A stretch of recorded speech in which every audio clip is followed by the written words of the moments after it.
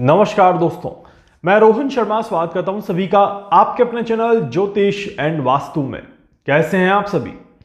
आप सभी को आज एक बहुत ही ज्यादा इंपॉर्टेंट चीज यहां पर बताने वाला हूं। अक्सर और आजकल विशेषकर जैसे जैसे एस्ट्रोलॉजी आगे बढ़ती जा रही है, बहुत सारे लोग जो एस्ट्रोलॉजी के बारे में अपने जो भी मत हैं या जो भी थॉट्स हैं वो आपके सामने यूट्यूब पर रख रहे हैं।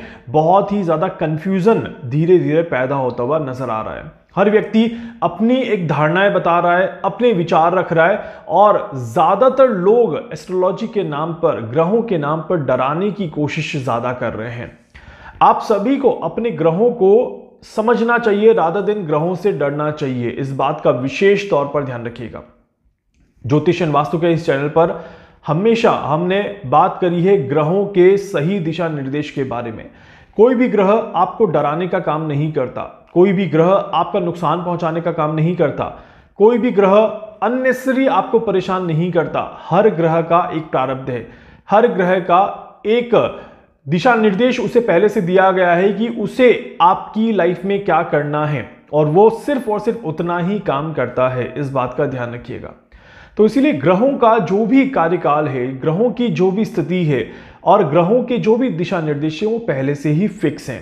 इसीलिए हर एक चीज आपके जीवन में समय के साथ होती है। ना समय से पहले कुछ होता है, ना समय के बाद में कुछ होता है।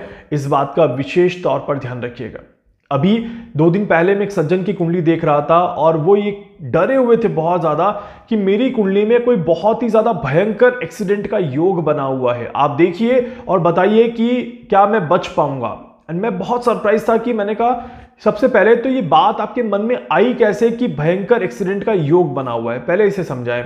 तो उन्होंने मुझे बताया कि आप देख रहे हैं मंगल मेरी कुंडली में 8वें भाव में बैठा हुआ है और जो बहुत ही ज्यादा खराब मंगल बैठा हुआ है, और इस वजह से किसी ने बताया कि मेरी महादशा में मंगल की अंतर्दशा आने वाली है और इस वजह से मेरा अब एक भयंकर एक्सीडेंट होने वाला है। अब बहुत ही ज्यादा सरप्राइजिंग था मेरे लिए ये। मैंने उन सज्जन से 2 सवाल पूछे। सबसे पहले तो उनकी एज में आपको बता देता हूं, वो 40 प्लस के थे। मैंने उनसे 2 सवाल पूछे कि मंगल यहां पर कब से बैठा हुआ है, पहले तो आप ये बताइए। तो उन्होंने कहा कि ये जन्म कुंडली है तो बचपन से बैठा हुआ है। अब जब मंगल यहां पर बचपन से बैठा हुआ है तो बचपन से लेके अब तक आपके कितने एक्सीडेंट हो गए? उन्होंने कहा अभी तक तो बाय द गॉड ग्रेस कुछ भी देखने को ऐसा नहीं मिला, कभी हॉस्पिटल जाने के तक का मौका नहीं मिला। तो ऐसे में सिर्फ ये कह देना कि मंगल यहां पर बैठा हुआ है और आपके एक्सीडेंट के योग बन रहे हैं, ये बिल्कुल गलत बात हो गई। क्या पहले कभी मंगल किसी अंतर्दशा में, प्रत्यंतदशा में या किसी सूक्ष्म दशा, प्राण दशा में उस ग्रह के साथ नहीं आया जिस ग्रह की अभी महादशा चल रही है? बिल्कुल आया होगा, ऐसा पॉसिबल ही नहीं है।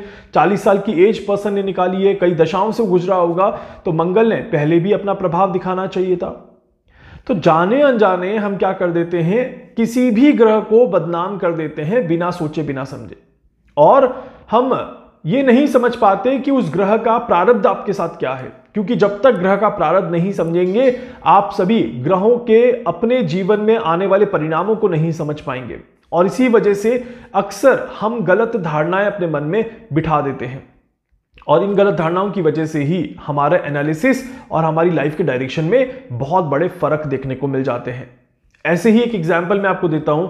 एक सज्जन थे, उन्हें शेयर मार्केट में बहुत ज्यादा लॉस हो रहा था, और ये बहुत सारे लोग रिलेट कर पाएंगे इस बात को कि शेयर मार्केट में बहुत ज्यादा लॉस हो रहा था, बहुत ही ज्यादा वो परेशान हो चुके थे, कर्जों में धीरे धीरे उतर रहे थे।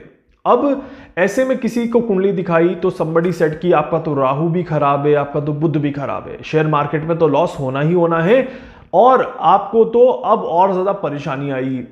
अब जब वो मेरे पास आए, जब मैंने उनकी कुंडली में राहु को और बुध को देखा और समझा, तब कहानी बिल्कुल ही ज्यादा अलग थी। आपको सबसे पहले ये समझना चाहिए कि शेयर मार्केट में काम करना भी है या नहीं, क्योंकि अगर आप शेयर मार्केट में काम करते हैं और आपकी कुंडली में परमिशन ही नहीं है शेयर मार्केट के लिए, तो वहां पर आपको नुकसान होना स्वाभाविक है। उसमें आप सिर्फ राहु को या सिर्फ बुध को दोष नहीं दे सकते, क्योंकि आपके जीवन में जो भी घटनाएं घट रही है, आपकी एजुकेशन होगी, आपके करियर की डायरेक्शंस हो गए, आपके करियर के बाद आपकी शादी का रास्ता बना, आपने प्रॉपर्टी खरीदी, या आपने कोई भी लग्जरी अचीव करी अपनी लाइफ में, हर एक चीज में, हर एक घटना में आपकी कुंडली के 9 के 9 ग्रहों का इन्वॉल्वमेंट होता है।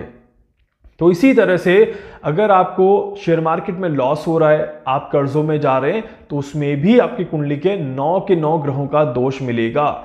इसका मतलब ये नहीं कि आपने सिर्फ बुध को दोष दे दिया या सिर्फ राहु को दोष दे दिया, बट क्योंकि शेयर मार्केट के कल्चर में कुंडली में राहु और बुध बहुत कॉमन माने जाते हैं, इस वजह से बिना सोचे समझे अगर किसी को नुकसान हो रहा है तो आप आंख बंद करके भी बोल दोगे कि आपकी कुंडली का राहु खराब है, बुध खराब है, तो सामने वाला आप पर यकीन कर लेगा, क्योंकि ये शेयर मार्केट में चर्चित ग्रह हैं, बहुत ही ज्यादा चर्चा वाले ग्रह हैं। कोई भी मंगल को नहीं कैलकुलेट कर रहा। या अगर मैं आपको कह दूं कि शेयर मार्केट में देवगुरु बृहस्पति प्रधान माने जाते हैं हमेशा, तो आप सभी बहुत आश्चर्यचकित हो जाएंगे कि ये कैसी गणना है या मैं ऐसा स्टेटमेंट क्यों दे रहा हूं। बट ये बात भी उतनी ही सटीक है जितनी आप बुध और राहु के साथ विश्वास रखते हैं। तो इसीलिए हर एक ग्रह का अपना एक मकसद है, हर एक ग्रह का अपना एक काम करने का तरीका है। आप सभी को अपने जीवन में खराब ग्रहों से डरने की जरूरत नहीं है, इस बात का ध्यान रखिएगा। समझदारी क्या है कि आप बस ये समझ लें कि वो खराब ग्रह कितना खराब है और आपको कितना नुकसान देने वाला है। और मैं हमेशा कहता हूं कि आप सभी को अपनी कुंडली के अच्छे ग्रहों और खराब ग्रहों में नहीं उलझना चाहिए। आप सभी को अपनी लाइफ के डायरेक्शन को समझना चाहिए कि मेरा जन्म जो हुआ है वो किस रास्ते के लिए हुआ है और मैं किस रास्ते पर आगे जा रहा हूं। अगर आपको अपने घर से दिल्ली जाना है और अगर आप अपने घर से बेंगलोर की तरफ निकल गए तो मंजिल आपको नहीं मिलेगी, इस बात का ध्यान रखिएगा। इट मीन्स कि आपको दिल्ली का रास्ता पकड़ना पड़ेगा। तो जैसे ही आप दिल्ली का रास्ता पकड़ोगे, परिस्थितियां ऑटोमेटिकली आपके अनुसार बनते हुए नजर आएंगी और ऑटोमेटिकली आपको अच्छे रिजल्ट देखने को मिलेंगे। तो सूर्य है चाहे चंद्रमा है, बहुत बार चंद्रमा के लिए भी कहा जाता है कि मेरा चंद्रमा आप देख रहे हैं कितना वीक है, इस वजह से मैं अशांत रहता हूं, इस वजह से मैं बहुत ज्यादा मानसिक तनाव में रहता हूं या मैं बहुत ज्यादा ओवर थिंकिंग करता हूं। अब एक तो लोगों को यह समझना चाहिए कि इंसान अगर इस धरती पर है और उसके पास दिमाग है तो वो ओवर थिंकिंग करेगा ही करेगा। ओवर थिंकिंग या थिंकिंग करेगा ही करेगा। उस थिंकिंग को कब लोग ओवर थिंकिंग बोल देते हैं, काफी बार उन्हें भी नहीं पता चलता। बट हर एक इंसान सोचता है और सोचने के बाद आपकी कुंडली में चंद्रमा मान लो कहीं पर भी बैठा हुआ है, आप सीधा सीधा अपनी सोच को उस चंद्रमा से लिंक कर दो, ये पूरी तरह से गलत है। और साथ ही साथ आपने चंद्रमा को उपाय के रूप में करने के लिए कोई मोती पहन रहा है, कोई बहुत सारी चीजें अलग अलग तरीके से कर रहा है, क्या वाकई में इसकी जरूरत है? क्या वाकई में वो चंद्रमा इतना खराब है कि आपको उसको ट्रीट करने की जरूरत है, या आपकी बीमारी का कारण कोई और ही है और आप दोष चंद्रमा को दे रहे हो? क्योंकि विचारों के साथ, मन के सोचने के साथ और मन के अशांत होने के साथ सिर्फ चंद्रमा अकेला काम नहीं करता, इस बात का ध्यान रखिएगा। कुंडली के बाकी ग्रह भी आपकी सोच को कहीं ना कहीं डिस्ट्रैक्ट करते हैं या सोच को कहीं ना कहीं बदलते हैं या ओवर थिंकिंग को जनरेट करते हैं। तो over thinking, depression, anxiety, migraine, headache, ये सारे जो पैटर्न्स हैं, ये सारे अलग अलग ग्रहों के कॉम्बिनेशंस के पैटर्न हैं। सिर्फ बेचारे चंद्रमा को ब्लेम ना करें, इस बात का ध्यान रखें। तो इसीलिए आज के दिन में आप सभी को बस ये बताने की कोशिश कर रहा हूं कि कुंडली के खराब ग्रहों को दिमाग में रख करके अपनी लाइफ को मत चलाइए। कुंडली के खराब ग्रहों को अपने दिमाग में रख करके अपनी लाइफ को खराब ना करें, इस बात का ध्यान रखिएगा। क्योंकि हो सकता है कि जो प्लैनेट आप मान रहे हैं कि वो खराब है, वो खराब ना हो करके वो कहीं ना कहीं आपको बचाने की ही कोशिश कर रहा हो, बट अधूरे ज्ञान की वजह से आप उसे खराब मान रहे हैं। तो हमेशा ध्यान रखें, किसी भी ग्रह की अच्छाई और बुराई देखने की कोशिश करें, किसी भी ग्रह की प्लस और माइनस देखने के बाद ही कोई डिसीजन लें, कोई निर्णय लें।